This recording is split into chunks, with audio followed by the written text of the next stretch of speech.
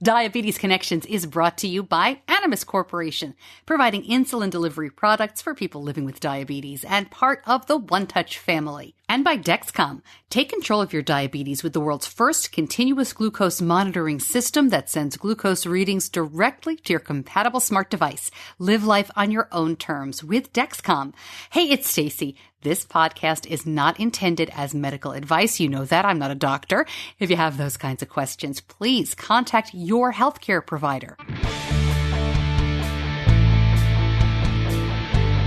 This is Diabetes Connections with Stacey Sims. This week, an American family of 4 decides to spend almost a year traveling internationally. Greece, Taipei, Israel. 9 months of adventure with their son and daughter who has type 1 diabetes. There's so much anxiety and worry that comes along with diabetes that I think every time that you have an opportunity to do something that's a little bit scary and to have it turn out okay or good is just gives you the energy and the confidence to do the next thing and to be more brave. We'll hear from Lija Greenseid about how they did it, why they did it, and what we can all learn from their journey.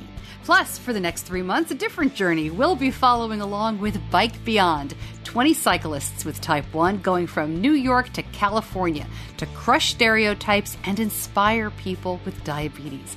This week, you'll hear from Sid Sharma. It's like walking into the unknown, but knowing that the support is there. And what better way to see real America than with other 19 people who know exactly what you're going through in terms of your diabetes and cycling. It all starts now on Diabetes Connections. Welcome to another week of the podcast. I am so glad to have you along. If you're new to the show, here's what we try to do on Diabetes Connections. We aim to educate and inspire about type 1 by sharing stories of connections from celebrities and authors in our community, as well as talking to the healthcare companies and the tech folks that we rely on. And I love talking to, everyday people, even if you're not traveling the world or crossing the USA on a bike, just finding out how we all live day to day when we're touched by type 1 diabetes makes a big difference. I'm Stacey. My son Benny was diagnosed a little over 10 years ago, about 10 and a half years now, just before he turned 2. I spent my entire career in broadcasting as a local TV reporter and a radio show host here in the Charlotte, North Carolina area. And that's how I came up with the idea for the podcast. We're 2 years in, more than 100 episodes, and I'm so thrilled to have you. Thanks so much for joining me. Hey, make sure that if you like what you hear, tell a friend. Word of mouth is the best way to spread the news about the podcast. And if you haven't heard already, we have an app now. Yeah, you can get the app, Android or Apple. Super easy now to take the show wherever you want. If you're on a walk, in the car, doing chores around the house, wherever we can keep you company and give you some information. Really easy. Of course, it's available on every podcast app as well. But the Diabetes Connections app, Google App Store, Apple App Store, all that good stuff. Okay, today's show is a little bit different, and I want to tell you a little bit about what we're doing here. So all summer long, I am bringing you stories from Bike Beyond. This is the Beyond Type 1 amazing adventure that's going on until the middle of August. 20 riders with type 1 diabetes going from New York to California. And I have taped interviews in advance with a bunch of the riders, and I'm going to be checking in with them throughout the summer on the road as well. But I also, of course, want to bring you all of the regular interviews that we would bring you all summer long anyway. So, and I'm also throwing in some community connections stuff as well. So bottom line, it's going to be a little longer than usual, perhaps, in the weeks to come. So let me know what you think about that. I mean, it's amazing anyway, as the podcast is growing, and boy, is it growing. I mean, I asked you to spread the word. You really are already doing that, so thank you so much. But I'm hearing from so many more people. There are always amazing stories to tell. I'm keeping the show weekly. I think it's going to get longer, as I said. I would love to do this show every day, but that's just not sustainable. But, more features like Bike Beyond, more community connections. I'm working on maybe doing a live show this fall. Man. So listen, if you like what you hear, please let me know. And if you don't like it, let me know as well. Do you want a 20-minute show?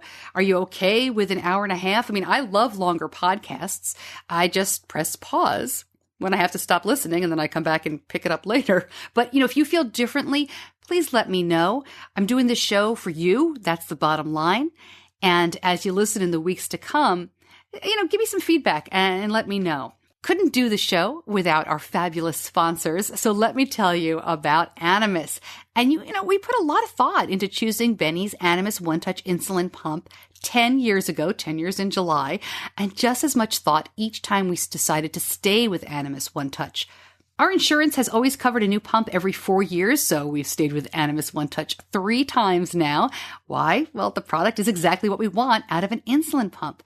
Animas One-Touch offers a choice of insulin pumps, so you can choose the one that suits your individual needs. Customer service is incredible. And Animas One-Touch pumps fit my son's very active lifestyle. To find out more, go to diabetes-connections.com and click on the Animas part of the One-Touch family logo.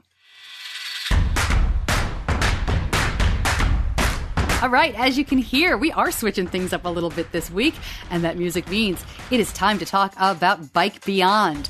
My interview with Lija Greenseid is coming up, the world-traveling family with the Type 1 kiddo, and she's great to talk to. I'm thrilled to bring you that one. But all summer long, we are talking about Bike Beyond, a cross-country T1D bike trip.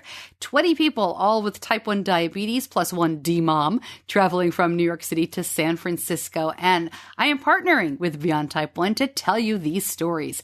Dexcom, one of our sponsors, is a sponsor of the ride. A little bit more about that in a moment. But today, meet Sid Sharma, and his mission is making the invisible visible. He was diagnosed with Type 1 in his native India just about 3 years ago. Now, he was living in the UK. He'd been living there for quite a while, but he went home when he got sick. Shortly after his diagnosis and having moved back to the UK, Sid decided to bike with a group from London to Paris. Why not, right? It's a great story. I will let him tell it. Here's my conversation with Sid Sharma. Sid, thank you for joining me as everybody gets ready for this epic journey. I appreciate it. Hey, no problem. Thanks for having me. All right. You're pretty interesting because I think of the riders on Bike Beyond, you are the only one who has cycled from London to Paris. So this is kind of old hat. Tell me a little bit about what spurred that trip. Yeah, so I got diagnosed with type 1 diabetes October 2015. So I've been diagnosed only about 19 months. And I've played sports all my life before that. And just before the diagnosis, I was visiting my parents in India because I was feeling very ill. And one of the doctors there said, you might as well pack playing sports forever now because you're type 1 diabetic. And that hit me very hard. And so when I came back to the UK and I went to see my endocrinologist, got my medication, I didn't even have a cycle at the point. I hadn't cycled since I left school. And I thought I need to sign up for something because type 1 diabetes and depression at the time were good probabilities for me. So 3 days after my diagnosis, I signed up with Diabetes UK to cycle from London to Paris less than a year after that. And yeah, I mean, I couldn't walk to my washroom at the time, let alone think of cycling, cycling from London to Paris. I was just talking to my friend last night who's been mentoring and coaching me on my cycling. And I told him my first bike ride was in a park next to my house, and that was 17 kilometers. And I felt proud that day. Now I don't even warm up by that distance. Wow. So it's been a long journey. Well, it's just hard to imagine in this day and age that a doctor would tell you have type 1, time to stop being active. I mean, that's hard to believe. It's sad. It is. And I think that's where, once you're living in your own bubble in the US or the UK, you kind of forget how the medical profession or whether the doctors and the infrastructure might be different in different countries. Yeah. So, sat here in the UK, I see all the stuff that's going on in the US in terms of health insurance. Mm-hmm. And I'm learning a lot more about it from my teammates, which scares the hell out of me. And similarly, back in India, a lot of diabetics don't have access to insulin or to good doctors who know what they're doing. And I think that motivates me to be more active and loud in the community so that I can hopefully get to the diabetics in India through social media and see if we can be of any help. Yeah, definitely inspiring. There's a great picture of you that I've seen at the Eiffel Tower. Yes. Tell me what was going through your mind when that picture was taken. On the last day, you would expect that on a 3-day bike ride, you'll be the most exhausted on the third day. But when you're training on your own, you are fighting the elements on your own. It's very hard. But when you have 20 odd other teammates who are riding with you, the journey becomes easier. And because we all visualized standing in front of the Eiffel Tower, we were just saying, okay, another 20 kilometers to go, another 10 kilometers to go, another 5 kilometers to go. And it wasn't as romantic as you would expect because I had never been to Paris before. And a lot of the streets around the Champs-Élysées and the Eiffel Tower are cobbled streets. So you were constantly shaking for the last 6 or 8 kilometers on those cobbled streets. And at some point I had to stop and check my blood sugar because I was realizing, am I feeling slightly dizzy because of the road or is my blood sugar actually low? But once we crossed the finish line, there were a lot of just general visitors out there who were taking photographs and everybody started clapping when we sort of took the left turn towards the Eiffel Tower. And first thing that hits you is the structure itself. Then you get off your bike and you're hugging your teammates. And then the penny drops that, oh my God, you reflect immediately on the fact from the day of diagnosis, I dreamt of doing this. And now that dream that I had of standing in front of the Eiffel Tower and taking that photograph, that dream has actually come true. So, I did a lot of Facebook Live, sort of blogging along the way. And I just wanted to share that moment with as many people as possible. And I think, that picture is going to stay with me for a very long time. I have no doubt. Here's a dumb question because I've never gone. I've been in London. I've never been in Paris, and I certainly haven't traveled between the two. Do you go through the channel when you're doing a bike ride? I mean, how'd you get there? So, the funny answer is twofold. One, we go underneath the tunnel, and the second is we get on a ship and they put us on spin bikes and we keep pedaling while the ship goes to the other side. But the reality was on day one, you go from London to Brighton, which is a seaside place. Yeah. And in the morning, you get on the ferry, which takes about a couple of hours or something to get to France. And then you dismount, go through security check-in, and then start cycling from there. That's great. So that was the reality of it. But that ship ride was actually great in terms of team bonding because none of us, unlike Bike Beyond, where we literally know each other already and all of us can't wait to meet up next week in New York, I had no idea who my teammates were. So that was a good time to get to know them and share our stories. That's funny. So tell me about Bike Beyond. I know you're a team leader here. How did you get involved with this group?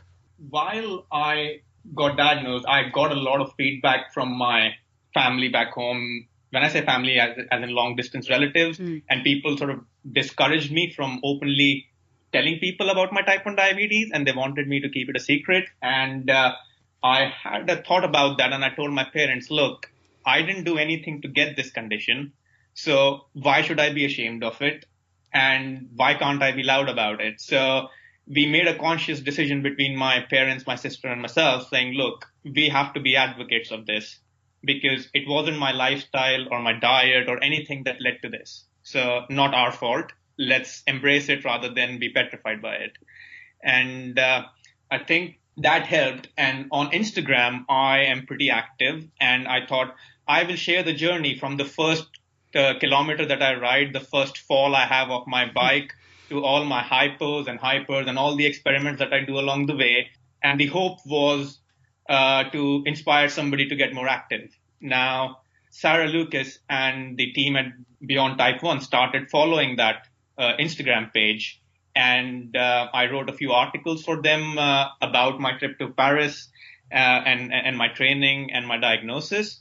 And so I knew a lot of the team. And one day I was just sat in the office and here comes an email from Sarah Lucas, which says, hey, Sid, we haven't officially announced it yet, but we would love for you to be part of the team. And this is what we are planning. And my first reaction was complete shock. The second reaction was I was discussing the idea of cycling across America with one of my work colleagues here in England. And he's married, he's got kids, and we were like, hey, wouldn't it be great if we get to do this one day? And we thought of everything that could go wrong. So who's going to organize the logistics? How would we get the time? How would he leave his family behind? And it's like, yeah, it sounds like a good idea, but maybe something we can do when we retire. And then within a month, I get that email from Sarah, and I goes, oh my God, can you see this? And I showed him the PDF, and he basically turned around and said, you'll be stupid not to do this. Yeah. But because I work for a multinational corporation, I had to go through the hoops to figure out how am I going to get the 10 weeks off? Is it going to be paid? Is it going to be unpaid? How am I going to work the logistics around that? And luckily, so far, the universe is helping me to organize all those things. And yeah, so Bike Beyond happened. And for me, it wasn't ever a question of apply because of how things happened with me. I knew because of how they approached me. I was like, look, if I fill the form in, I am going to get in. But that process to submit that form, to get everything lined up was exceptionally emotional because you try and seriously think about what you're putting yourself through. 4,300 miles across 60 days across America is a tough ask for anybody, let alone a type 1 diabetic, and then let alone a type 1 diabetic who hasn't cycled much, but is also new to the condition itself. So I was on such a big learning curve, and that has been exponential since December when I signed up for Bike Beyond. And the opportunities that it has already brought up, the awareness, the fundraising, everything else that we have done so far has been way above and beyond what I ever imagined it to be in December. So it's like walking into the unknown, but knowing that the support is there. And what better way to see real America than with other 19 people who know exactly what you're going through in terms of your diabetes and cycling.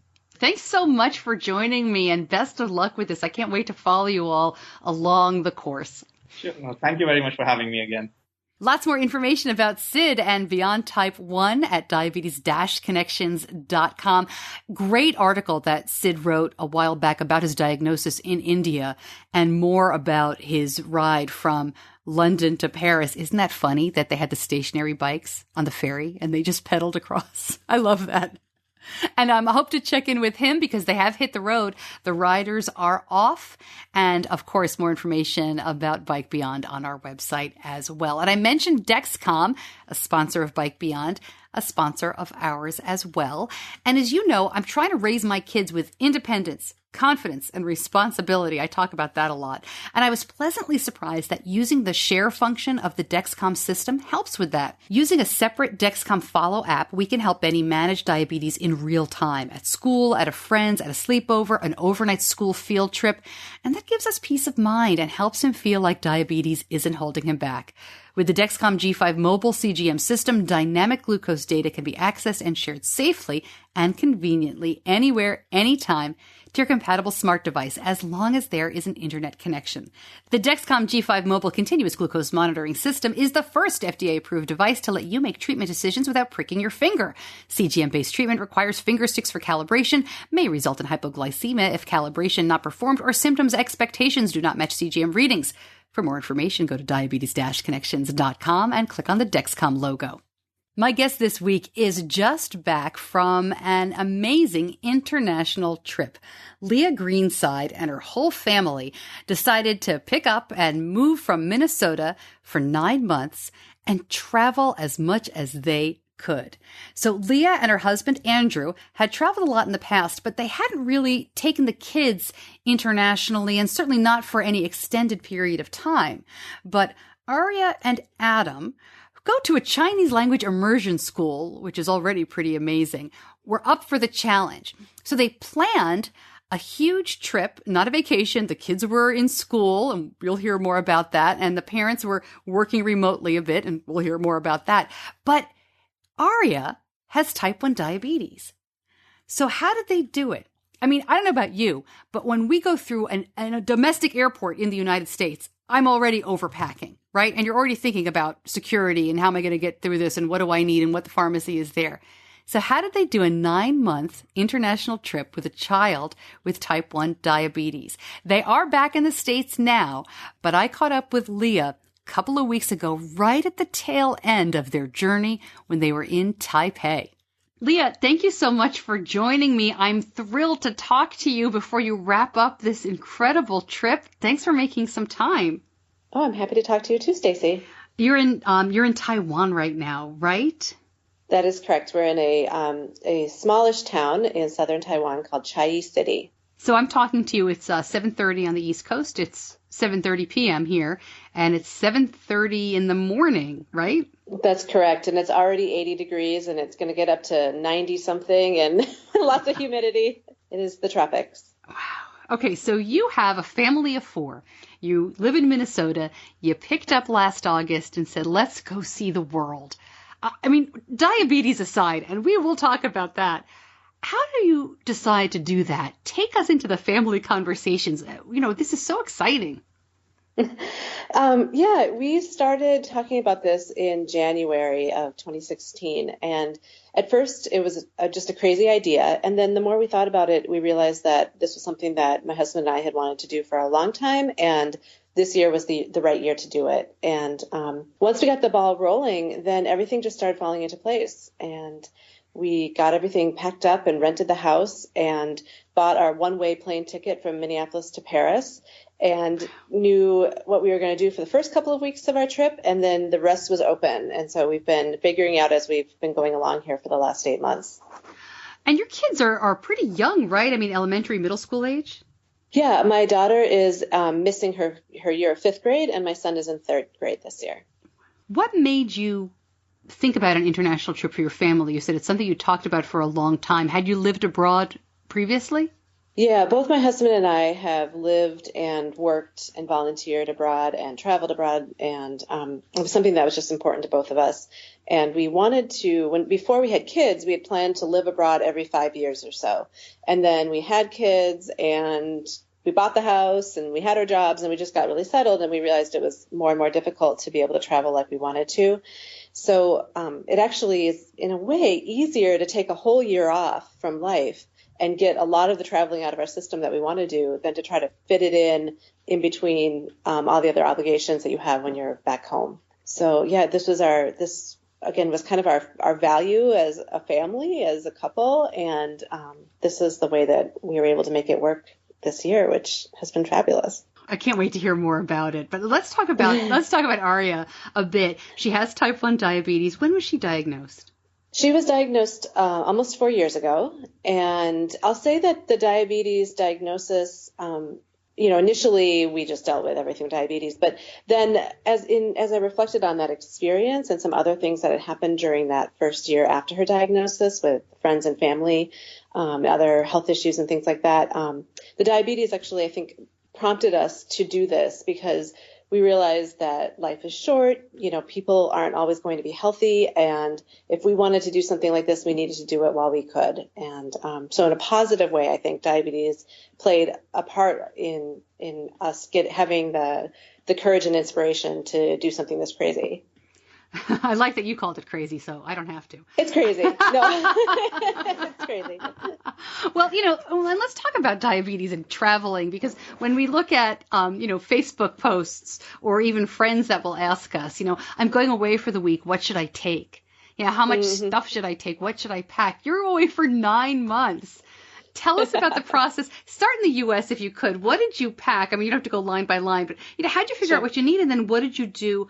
Obviously, they have supplies. People, unfortunately, have type 1 diabetes all over the world. But how did you figure out what you needed, and then how did you get it along the way? Yeah, so the typical advice you see is to pack 2 or 3 times the amount that you would need, and clearly, when you're traveling for 9 months, that's not possible.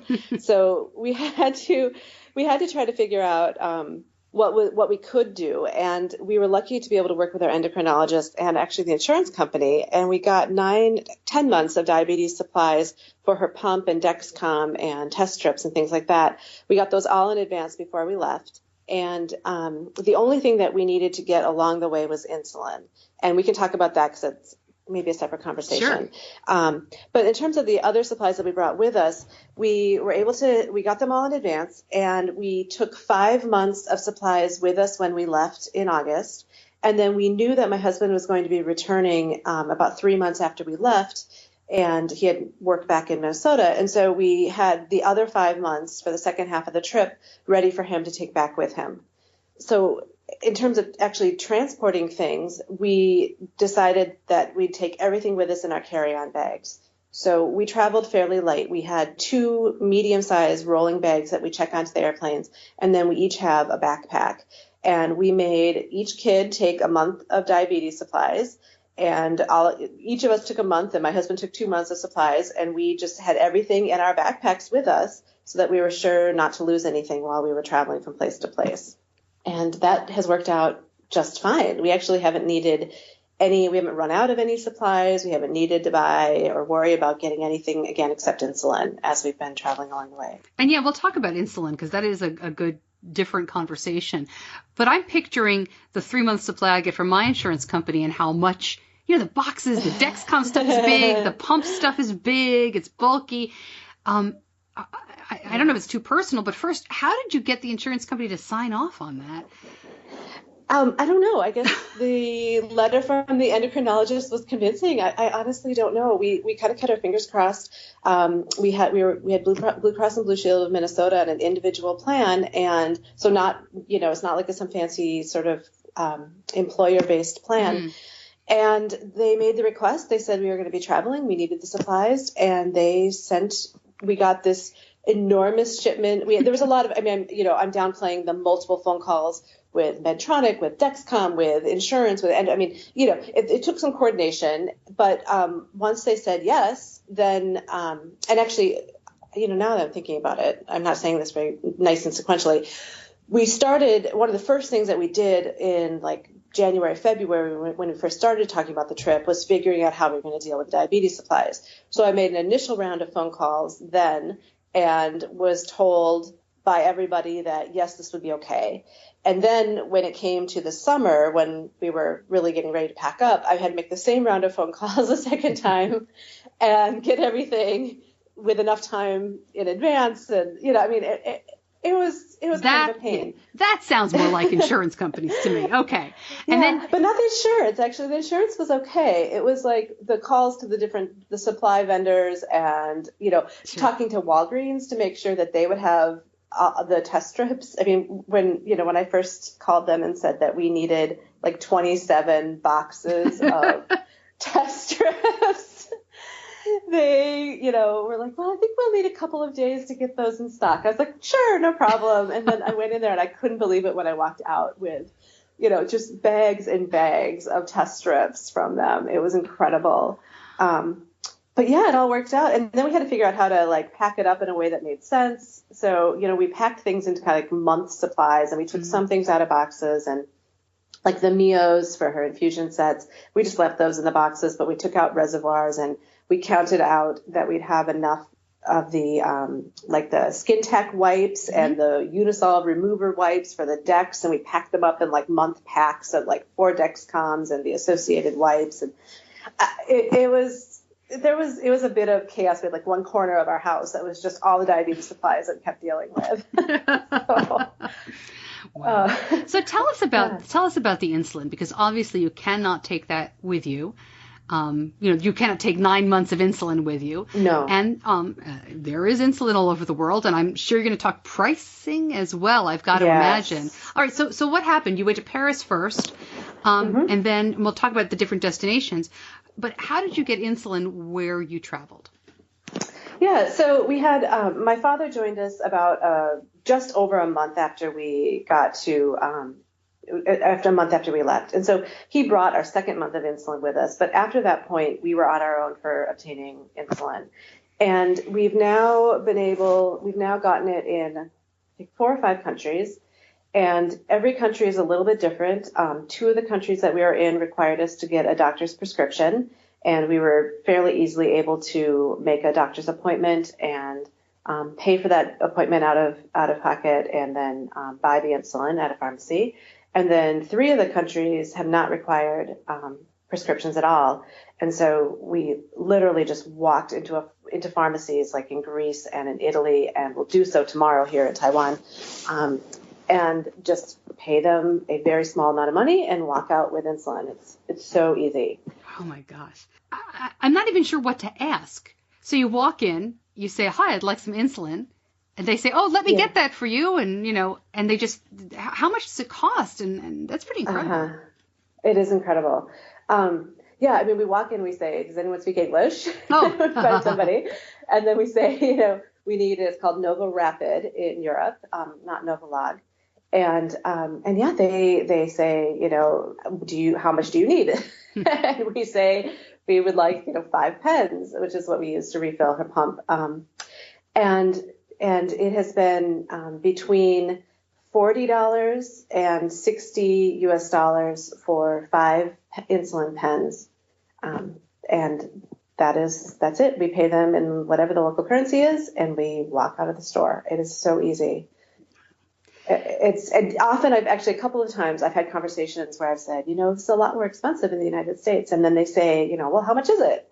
And I tell them that it costs us, because we have a very high deductible plan, almost $700 for the same supply of insulin. And you couldn't imagine what their faces are like. They think it's outrageous and ridiculous. I don't even think they necessarily believe me when I tell them, because for them, they see insulin as something, like we know, that keeps people alive and should be very easy to access. You shouldn't have any barrier to obtaining insulin. Yeah, it's a completely different system.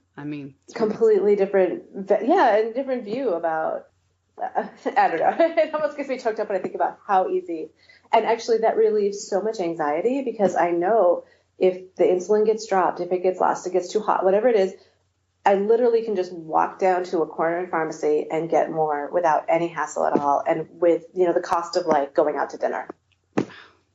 Is Nova Rapid the same as Novolog, just a different name? Has it worked the same in Arija? Yes, it's exactly the same. It looks, the pens are exactly the same. It works exactly the same. It's exactly the same. I'm not sure why the branding is different, but the only place in the world where it's called Novolog is in the United States, and the rest of the world is called Nova Rapid. So were you pretty confident about diabetes when you decided to do this trip? Was this the kind of thing where you felt, all right, we can do this? Or did you somehow, little voice in the back of your brain, think, I really hope diabetes doesn't stop us from doing this dream trip? Did you have those thoughts? Yeah, of course I worried a little bit, but no, I think one of my concerns was about if there was an emergency situation, what would we do and how would we handle it, and how much would it cost? Because we had some insurance for the first 5 months. We had insurance that covered us to a limited extent internationally, but for these last 3-4 months, we actually haven't had any international coverage. So anything that happens out of the country, we'd have to pay for. So that worries me a little bit. We have some emergency coverage, but not kind of a day-to-day, visits. I didn't want diabetes, and I didn't want to communicate to my daughter that diabetes should stop her from doing anything. So that's what I've been holding on to, and it hasn't stopped us. And actually, diabetes has been kind of the same old, boring, agonizing diabetes that you have when you're at home. It hasn't. It really. We haven't had. We talked about this yesterday as a family. There's nothing that I can point to that I would say, because we were traveling, diabetes has been harder to deal with. That just hasn't been the case for us. We've been very lucky. We had one incident where she pulled out her pump site overnight and she woke up with, moderate ketones and high blood sugar, but that could happen anywhere. So, I got a little worried that morning, and I Googled where's the nearest hospital and figured out how we'd get there, and, but no, otherwise I didn't plot out where hospitals were or make decisions. I guess we made decisions a little bit based on making sure there was at least some hospital that was within a couple hours of where we were. But no, it really has not played a role in day-to-day traveling. Were you a really good expert on carb counting before you left? Because I assume that a lot of food you've eaten didn't come with a carb count. Or if there are carb counts, we can't read it anyway. Right, yeah, wrong language. No, literally can't even figure out what line says carbs. Here in China, my daughter can read Mandarin, so she could point out where the carbs are, but then we can't even figure out if it's for the package or 100 grams or, so it's worthless information. No, in terms of carb counting, so we actually brought with us our scale when we left, and it was one of the first things that we sent home with my husband when he returned 3 months later, because we hadn't used it at all. So we really gave up, like, first week in Paris, we just gave up on trying to count carbs, and we just guessed. And I am surprised that it doesn't seem to make that much of a difference. So, we dealt with the first 3 months, her insulin needs increased by about 30%. And she's going through a big growth spurt. She just turned 11. And so we were constantly increasing her insulin to carb ratio and her basal rates to stay on top of her highs. But, we started just kind of guessing, like a big croissant and hot chocolate in the morning would be like 50. And we'd do that, and we'd check maybe 2 hours later or watch Dex and either feed her more or give her more insulin. And we've just been kind of going with the flow with it. And I don't expect that her A1C when we get home is going to be too much different than when we left. It's been, I think actually one of the things is that food outside of the U.S. in many places doesn't have a lot of added sugar. So we found some things we would bolus way over bolus for something where we kind of thought we knew what it should be. But we're surprised at like fruit drinks that are just drinks that you get on the street, things like that are less than like a lot of the stuff you get at home. And, so we had to adjust our understanding of how much sugar was in things. But we've done that over time. And then also the big thing that's made a huge difference is that we're traveling, we're active so much. We're walking, 15,000 steps a day. Wow. Often. So that really helps. Like, we don't end up with these stubborn highs that don't come down because she's just physically active. So we do a lot of, snacking, a lot of like chocolate and things like that, when we're out walking, and kind of keep her up, as opposed to like worrying about her sitting all day and having to get her down. Yeah.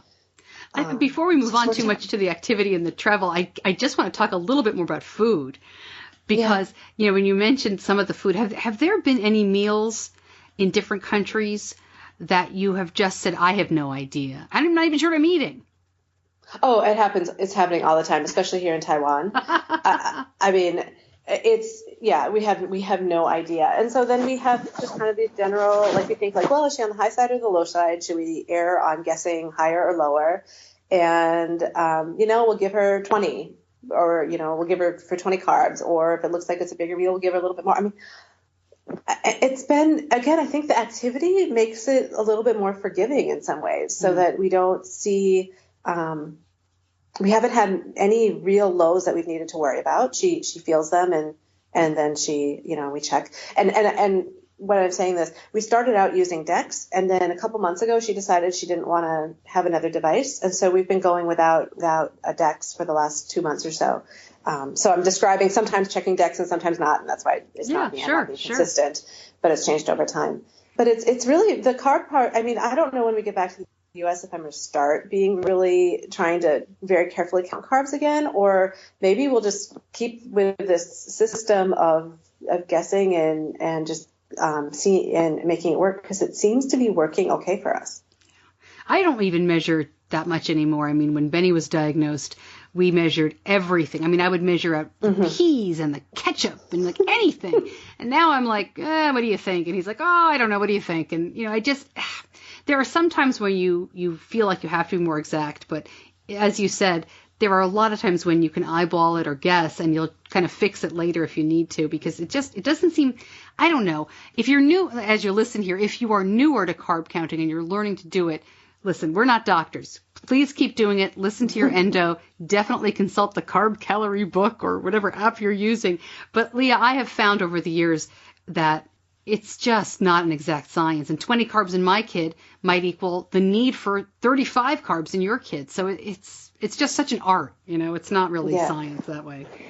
It is. And also I think we're realizing that there's so much more that goes, like we know that there's so many factors that affect blood sugar. Oh, yeah. So the carbs, being precise on the carbs doesn't mean you're going to get it right in terms of the outcome 3 hours later. And that's what we're, I think, better at. And since we're spending all day with her, we can stay on top of that a little bit better. It's like not like we're bolusing her and sending her off to school and we don't want her crashing. We can see how she's acting. Are we being even more active than we expected? Well, then she probably needs a snack. So again, it's a little bit of a different dynamic than it is when you're sending your kid off into the world on their own and you want to try to do it as best you can for them so that they don't have to deal with it later. So it's it's kind of a different way of doing it. Although I'll say she is now at school. We in Taiwan here, the kids are going to school for 2 weeks at a Taiwanese school. And so she's now having to try to guess her carb counts and bolus for herself at lunch. And on Friday, she had pig's feet and some sort of weird noodle. Nice. I don't know what she bolused. Actually, she came home, and I think that was the day she came home. We checked her, and she was 100. So maybe more pig's feet is the cure to diabetes. I don't know. Did she eat them? Did she enjoy them? It's really interesting here. The kids, so everybody eats lunch together. They all get to choose. They serve themselves, or the kids serve each other. And whatever, they have to take something of everything that's offered, and they have to eat everything that they take. Not have to like they get in trouble, but there's just pressure. Like the teacher will say, oh, why aren't you eating? Do you not feel well? And so she feels a lot. So she ate the pig's feet. She said she started out and she was eating it and she thought it tasted good. She didn't know what she was eating. Mm-hmm. And then she realized what it was. And she told me that she just had to not think about what she was eating and just eat it. And she did. That's great. That is great. I love it. So you started in Paris. I neglected to talk about where you have been. Let's go through the itinerary if you don't mind. Can you do it? Do you remember them all? Well, yeah. I mean, how much detail? In summary, we spent the first 6 weeks of our trip in Northern Europe. Okay. We then lived in Israel for 4 months. And then we spent about 2 months in Southern Europe, and we now are in Taiwan and Japan for the last month. And I think that adds up to be about right. But yeah, I mean, I can go through the city by city if you're interested in more detail. Okay. Yeah, I was counting up recently that, we've lived in 29 Airbnbs, and that gives you a sense of how frequently we've been traveling, plus a handful of hotels and other places to stay. But we've been moving a lot. How did you decide where to go? Because as you said, the beginning of the trip was mapped out. But then you kind of skipped around. Did you decide as a family? Did you just say, let's see where the wind blows? How'd you figure that part out? We planned out the first 6 weeks and we got ourselves to Israel. And then we had planned to stay in Israel for about 6 months. We have family there and we've lived there before. And we wanted to have a little bit quiet time because the intensive traveling is just very tiring. But we actually ended up finding that we kind of got a little bored and wanted to use our time to do more traveling. So after that, we talked about it a little bit as a family. The kids were interested in Greece because of the Percy Jackson books, which, why not, I guess. And my husband and I hadn't spent any real time there. So we spent about a month in Greece and then about 5 weeks or so in different places in Italy. And went to places like Venice during Carnival, which the kids also were really excited about. And then took them to places that we wanted to visit, like the Amalfi Coast. But it wasn't, I wouldn't say it's a family decision. The kids didn't get to tell us where to go, but they definitely had some input. And then the craziest decision was to come here to Taiwan.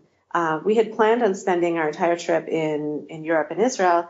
Then we kind of started to get bored of Europe is what happened. It wasn't that we was bored, but we had planned to go to France and southern France and Spain. And as we talked about it more and thought about it more, it seemed very similar to what we'd been doing in Italy and Greece with more historic sites and cities and things like that and Mediterranean climate. And so at one dinner conversation, I asked the kids about going to China. And they said, well, we're not sure if we want to go. I think I said before that they attended a Mandarin immersion school in the U.S., so they speak Chinese close to fluently. So that's why I asked them if they wanted to go to China. Mm-hmm. And they said, well, no, I'm not sure if we want to go to China, but how about Taiwan? And Taiwan was not on the radar for my husband or for me at all. But we did some research and we realized that we didn't need a visa. And, it's a democratic, democratic country with a really good health system and, all these things. It just seemed like, okay, this is someplace we can go. And then we looked into flights, and there was a nonstop flight from Rome to Taipei that wasn't particularly expensive. And so we booked 4 one-way tickets to Taipei. And wow. And it felt, and that part felt even crazier than the initial crazy in some ways, because we hadn't thought about coming to Asia at all. And it was just kind of like a whole, and then we realized we were going around the world, which was cool. If we kept going to, if we kept traveling in an eastward direction, that we'd make it around. But yeah, and so then I think my husband and I were a little bit worried about it. We just didn't know what to expect when we got here. But this has been, I think, for all of us, like I won't say the most incredible, but it has been an incredible experience being in Taiwan. People are so friendly. I don't know if you'll include this in your. I can do my plug for Taiwan. No, go right ahead. I love it. You can cut it if you want to, but honestly, like we have had just the most amazing experience here. Most kind and generous people we have met in our travels, and the food is terrific. Many things that are better than pig's feet, and it's relatively inexpensive and easy to get around. Although I'd say it helps a lot to have kids who speak Chinese, because outside, You and your husband don't speak it though. No, not at all. Not at all. So outside Taipei is a very international, cosmopolitan, large city. You can get around with English pretty much without a problem. But as we've been spending time here in southern Taiwan, really there's very few people who speak anything more than a couple of sentences of English, at least out in restaurants and whatnot. So, we've had to rely on the kids, and they've been our translators and our guides for us, and that's been interesting and fun. Now, you guys live in Minnesota. What made you put them into a Chinese immersion school to begin with? I mean, that's such an amazing thing.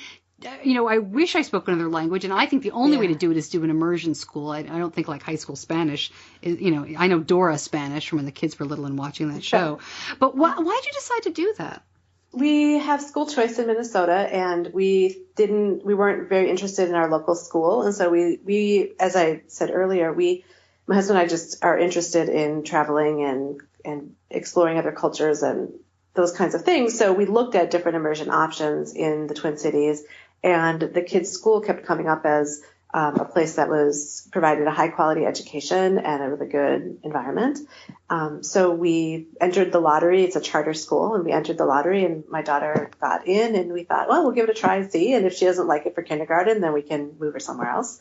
And she, from like day one, she loved it, and my son loves it as well. So that's great. It wasn't super intentional to have them learn Chinese, but it's amazing how many doors are open to them, and we see that, and they see that now, especially going to school and having friends that speak no English, and building relationships with the teachers in this school. And I really hope that one or both of them will come back here to Taiwan and spend more time, maybe in high school or college, because it's an amazing place, and they've loved it so much. So we'll see where this leads in the future for them. That's remarkable. Have they picked up any other languages or phrases along the way? I mean, does anybody speak any Hebrew? You were in Israel for a while. Yeah, not as much Hebrew as we would have liked, but yes, they learned, they practiced Hebrew while we were there, and then my daughter was interested in learning Italian, so she started using Duolingo, and she learned a fair amount, like a fair basic level of Italian while we were there. Not much Greek, but we've been picking up other languages here and there. But this has been the most language intense experience for all of us. Wow, that's wonderful. So when you're traveling all over the place, though, what about time zones? Because I know when I have to set the clocks forward or back 1 hour, we always worry about what I'm going to do with the pump, and it hasn't affected Benny that much, but I worry about that. And here you are zipping all over the place. Was that a concern? Yeah, it was a concern, and I read up on people's recommendations on how to handle the time changes. And what we've found is that the farthest that we've gone has been about 6 or 7 hours of a time change. And what we've just slowly adjusted, like we've changed the time on her pump by about 2 hours over 3 days to catch up, and that seems to have worked okay. Interestingly, it seems like she has her numbers are actually better for us for the first few days through this time change. And I think there's something about your body and stress and time that actually I don't know why, but it seems to help her. And we have good numbers, like kind of right while we're traveling. And then we have like to deal with it a week later or so with unexpected highs and lows at night and during the day. And that kind of then goes away after a couple of days too. So I think everybody is different, but during the times where we've been doing the big jumps, we've made sure that she's been wearing her Dexcom and we can watch things and have alerts set at night just so we can catch something if it's unexpected. But it's been not as hard as I would think. And certainly, I think the slow change over a couple of days helps to even things out in terms of basal rates and stuff like that. So it's been okay. Do people talk to you about your daughter's diabetes like they occasionally do in America? And by that, I just mean if somebody sees a Dexcom or sees the insulin pump, have you had any conversations like that? Yeah, less when we were just traveling through. I mean, we didn't, people didn't really stop us and ask us questions like that. But here in Taiwan, where we've met more people and we've been, with the kids going to school, we've had those kinds of conversations. And, I know people are concerned about sending their kids to school in the U.S. It was a little bit of a leap of faith to send Arija off to school for the first day in Taiwan after about a 5-minute conversation in the hall she semi-translated. It was a little bit in English, a little bit of Chinese. And he said, well, she has diabetes and this is her kit and she needs to check before lunch. And can she have a phone and can she call us or text us if she has a problem? And I didn't really know what was going to happen, and it has been completely fine. We didn't even meet the school nurse. We don't have backup supplies there. I mean, maybe this seems like we're being too loose with diabetes, but I think we just have come to this place where we realize that emergencies happen so rarely that you probably can't plan for them anyway. And we trust her now at 11 for the 10 days she's going to be at school. Everything will be just fine. Yeah, and you're not going to get an argument from me. And I personally think 5th grade, 3rd, 4th, 5th grade, golden years for personal responsibility. Yeah. And it's that balance of, and most kids, not all kids, of they're still wanting to please you. They still want to be responsible, and they're not embarrassed to say they need help. Mm-hmm. A couple of years from now, it might be a different story, but enjoy it. Definitely enjoy it. And I think that's great. I think it's fantastic. Has it been difficult to travel with the pump and things like that? I mean, you've flown a bit. It sounds like you've driven a lot too. Has it been tough to transport stuff? Has she been stopped? No, it's been really easy. We were expecting, and I've heard stories about people who get stopped and checked and things like that. And I think that she may have had her hands swabbed when we left Minnesota. And then we didn't for sure in a whole bunch of flights throughout Europe. And then we did when we left Israel. It was the only time that anyone questioned us about not sending her Dexcom receiver through the security, through the scanner. Right. We always want to just hand it around. And that was the one place where they said, well, we need a supervisor to come, and what is this device and how do you use it, and turn it on and whatever. And they asked us a bunch of extra questions, which is somewhat understandable being Israel. There's just a different level of security. But no, otherwise with the pump, we've walked through the scanners. We've gone through all of the airport security without any problems or any questions at all. We've gone through in all the sites in Europe. You have to go through security screening now. And none of those have been a problem. I mean, we say she has an insulin pump. She holds it up and they walk her through, and that's the end of it. It's been very, very easy. That's great. That is really great to hear. How's your son holding up through all this? I mean, it must be an adventure of a lifetime for him in 3rd grade. How's he holding up? My kids have different personalities. So it's been interesting to see. He's very outgoing, and especially here in China, or in Taiwan, sorry. But with speaking Chinese, he is the one who does more of the translating for us and is having a really good time just talking to our neighbors and, talking to the principal at school and things like that. But both the kids are, and my daughter's a little bit more shy, and so she has had less of those kinds of interactions. I'll say that both the kids have struggled off and on with homesickness, and we could have anticipated it, but I don't feel like it's so much different than when they're at home and they have bad days or weeks at school when things don't go well and they're sad about something. It's not that it's so much more. It's just that there's periods of time where things aren't going well. They just don't feel good. They want to be home. They miss their friends. And so we've had to deal with that off and on, especially in places when we've slowed down and we've gotten a little bit more bored, then that comes up more. But overall, I mean, it's been a great year for all of us. And the best thing about this has been spending 24 hours a day, 7 days a week together. And the hardest thing has been spending all that time together as a family. It's a challenge, most people don't spend that much time together as a family unit. And it's been really good for us, but it's been hard. We've gotten on each other's nerves. And I'm really glad you finished the thought the way you did. I was getting a little nervous when you said that was the best thing. And I'm like, oh my gosh, that is great. But oh my gosh. No. It's wonderful. That's wonderful, though. I mean, but it really is the best thing, too. I'm so glad to have this time with my kids in the ages that they are to just have build this relationship with them, which I hope will carry us through, years when they don't want to be with us 24 hours a day. Yeah. No, but that's great. You're real people. That's all that says. I mean, this is not, this is not picture perfect magazine stuff. This is real life. It's wonderful. Exactly. What's your advice? I mean, talk to me if you would about type 1 diabetes specifically. A family that's thinking about doing something like this, or even a month abroad, or traveling the U.S. What kind of place do you have to be in? You were about 4 years into Arija's diagnosis, or 3 years when you decided to do this. Any advice for families?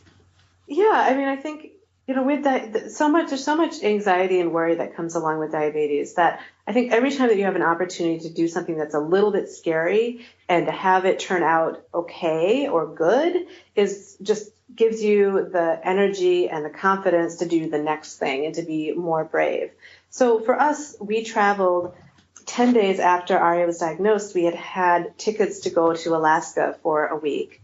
And at the hospital, we talked to the endocrinologist and the nurses and said, can we go? And they said, oh, sure, absolutely you can go. And I think I didn't even know to be afraid yet because it was all so new. And so we jumped on a 6-hour flight to Alaska 10 days after after she was diagnosed, and that was a struggle because it was so new. We didn't know what we were doing at all. And she didn't like the injections, but we did it. And having the confidence after that first trip made us confident to continue to travel like we would want. So I think my advice for someone who's newly diagnosed would be to do something that's just outside your comfort zone and make sure that goes really well. And if it doesn't go well, do it again, and keep practicing it. And whatever that might be. I mean, if it's just letting your kid go to a slumber party or go to a soccer practice or anything, it can be something small, but just build up your confidence and your knowledge and your skills so that you can keep doing things that are harder and harder and scarier. And at some point you might say, gosh, I have this super crazy dream, like to travel around the world for 9 months. And you'll realize that it'll be okay, that you have the self-efficacy to take care of problems that come up, and also that, in our case, that the world nobody's going to want you to have a problem. So there are helpers out there for you, no matter where you are and what language you speak. If you have trouble, if you can't find someone locally, there'll be somebody online who knows somebody who can connect you, and it'll be okay. Would you do this trip again? I mean, I know you're not even home yet. Would you do something like this again? Yes, absolutely. I'd love to. Although I think now it's going to be a little bit difficult because the kids are going to be in middle school and high school. So we have to figure out how that might work out or what that might be for us. But my husband and I for sure want to live abroad, maybe, buy some Airbnbs around the world when the kids leave the house and travel and do more of this together. But yeah, I mean, this is this is kind of who we are. And I'll say that one of the things I'm most worried about now is what it's going to be like to go home and to be not moving and exploring all the time. So it'll be new challenges when we get back to what should be, what we think was going to feel really good, but really we're going to be changed people when we return. And that transition home may be more challenging than we think. And you're not going straight home, right? You're stopping with relatives. And is that to kind of acclimate? Do you have special events coming up?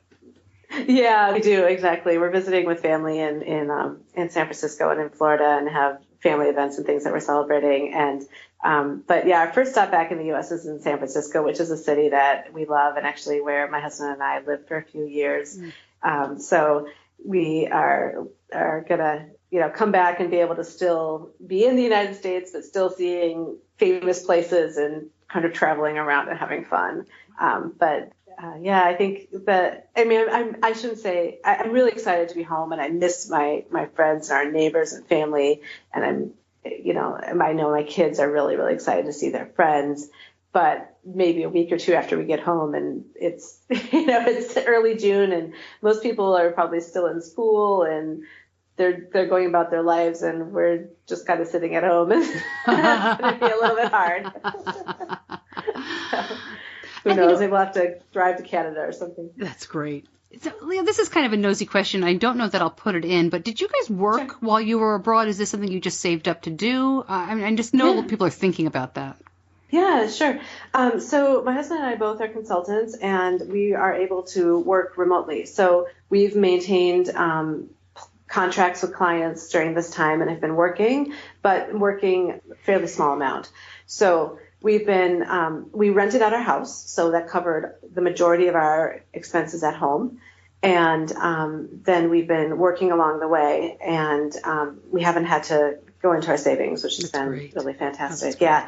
So that's one thing. I'll say there's a whole community of people who are doing this. There's a great Facebook group that's called World Schoolers.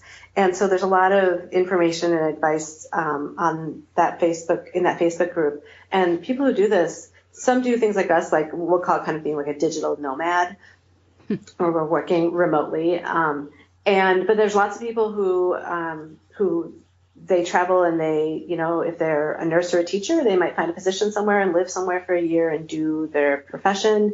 And there's certainly plenty of people who save up money and sell their house and everything they own, and they take that cash to then travel. So there's many different ways that you can make this work. And you can do it at all different levels of budget, too. So that's something to take into consideration. Have you collected any souvenirs along the way or just pictures? Anything like that you did in each country? We have a lot of rocks. Actually, we've been to a lot of beaches and we've collected all these beautiful rocks, which are like, they're inexpensive, but they weigh a lot. So that's kind of the downside of them. But no, we had to be, and actually one of the things that we've liked a lot about this is that we have been living with very little. So we have, a couple of packing cubes of clothes and a whole lot of diabetes supplies and our Kindles and only a few other things. So we haven't been buying very much. And we really haven't been collecting like a whole lot of souvenirs along the way either, except for thousands of photos. Here and now in Taiwan, since we're kind of at the end of our trip, and because there's a lot of really interesting things to buy, we've been doing more shopping. But we really haven't done so much. And there's a whole kind of minimalism, like people talk about living, like, so we had to do that before we left. We purged our house because we were renting it out and got rid of lots of things and recycled and donated and things like that. And I'm really excited to go home and to have kind of a clean start with everything there too. So it feels, it's kind of nice to live with less. And the other thing we didn't talk about, but maybe people, again, I don't know if they'll use any of this. Oh, I'm going to use it all. But is what we did for school this whole time. And I'll say the schooling part of our trip has been probably the least favorite for everybody. So we, in order to be able to return to school and to allow them to continue to the next grade, we had to come up with an educational plan for the kids to homeschool them. And we took with us all of their books and materials that they would need for the year. And we have worked through them. At least the first half we covered pretty well while we were in Israel. And we've done a bit of the second half of the year, and with Andrew and me teaching. And that has been challenging because we're like kind of reluctant accidental homeschoolers. We're not like all in on homeschooling. So that part has been not so much fun. But we did also hire like a tutor for Chinese for them when we were living in Tel Aviv. We found someone to do that, and we've kind of pieced it together along the way. But that part has been hard. I want to keep the perspective though that like they've learned so much from traveling. It's just not the stuff that's on standardized tests. So yeah, they've got to keep up to go back to where their friends are, to go back to the school that, where they left off. But I can't even imagine how much they've learned. That's not in a book. It's not in the book, exactly. So I do feel a little bad that, they probably are going to be a bit behind where they would be if they stayed home in terms of math. But, I think they'll catch up pretty quickly, and it's certainly worth it for them to be able to have these experiences. But that part, I feel like, I don't know. I mean, in some ways, I wish we had just like given up on school completely for a year and then figured it out and not had this tension of like trying to homeschool and to fit it in when our hearts weren't really in it to begin with. But that's an honest thought. I feel the same way about when we take homework on vacation or something like that. It's like, oh, really? But you got to get it done. So I hear you. Any travel plans for the summer? Or are you going to get home and kind of take stock?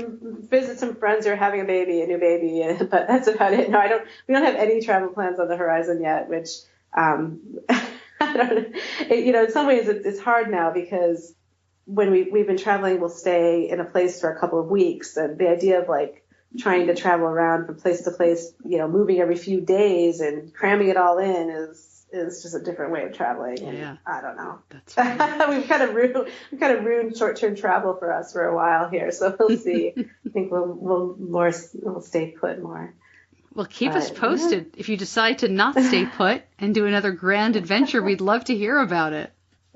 Yeah, well, we'll see. Who knows? We've done crazy things in the past, so who knows what crazy thing we'll do in the future. I love it. Thanks so much for spending some time with me. Oh, absolutely. And safe travels home. Thank you. And I hope that I've inspired at least some of your listeners to do something similar, because it is fantastic and such a once-in-a-lifetime kind of experience.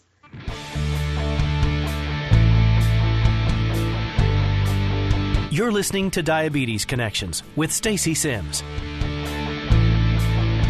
I'll post some extra pictures from Lija and the Greenseids family adventure on the Facebook page for Diabetes Connections. As you can imagine, there are some pretty cool pictures of their international travels. They are home now, as I said, but man, it was so cool to hear about their adventures. I don't know if I could do that. And it's not just the living away from home for 9 months. That I could pretty easily do. It's the spending every day with my family. Right? I mean, that was what she said, the best and the worst part. And I totally could understand that. I love my kids. I love my husband. But 9 months, just about every day. Although at the end there, the kids were in school. So maybe that would be pretty cool. Anyway, let me know what you think. Isn't that wild? I don't think I'll ever look at packing for a trip with type 1 the same ever again. More information on everything we talked about today, as usual, at diabetes-connections.com. If you're listening on a podcast app, or on the Diabetes Connections app itself. You can also just go into the show notes, the big show description, click on that, and all of the links should be there as well. If they're not, or you're having trouble finding them, please let me know. Just reach out to Stacey at diabetes-connections.com, Stacey, or ping me on social media. And if you haven't already, please sign up for the newsletter. You can do that just by going to the website, and I put the link on Facebook all the time. That's a great way to make sure you don't miss any episodes. I have a bonus episode coming out real soon. It might actually be this week.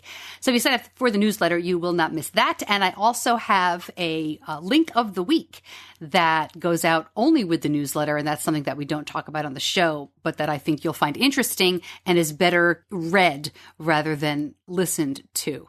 Lots of fun interviews on the way this summer and good information that I'm excited to share. And of course, we will be following Beyond Type 1 all summer long. So please come on along for that. I'm Stacey Sims, and I'll see you back here next week.